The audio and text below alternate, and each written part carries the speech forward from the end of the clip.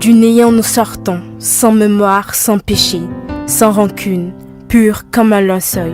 Nous baignons dans cette vague amniotique, sans jamais se noyer. L'écho des battements de ma mère nourrit mon âme jusqu'à la dernière cellule. Entendre sans jamais voir, respirer sans air.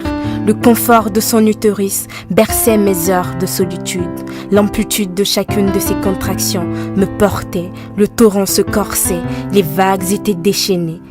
Ma mère chantait la douleur. À chaque coup de fouet fugace que j'infligeais à son col, il fallait buter, se heurter pour trouver le chemin de la subsistance. La mélodie incarnait la souffrance. Les heures étaient pénibles.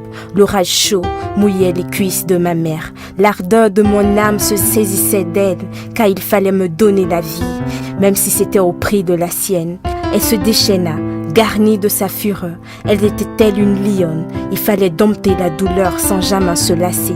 Les cris, encore les cris, son gosier s'irritait. Ses lames perlaient ses joues. Ce jour, elle était dans une ambivalence totale. En elle coexistaient la douleur et la gaieté, l'anxiété et la certitude. Il fallait donner la vie à un être peu connu.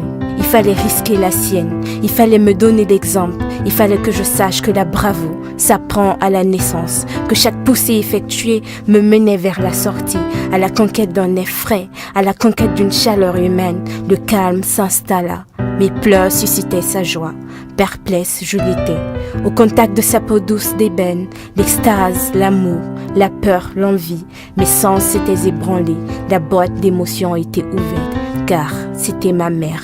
Celle à qui j'étais rattachée par un cordon.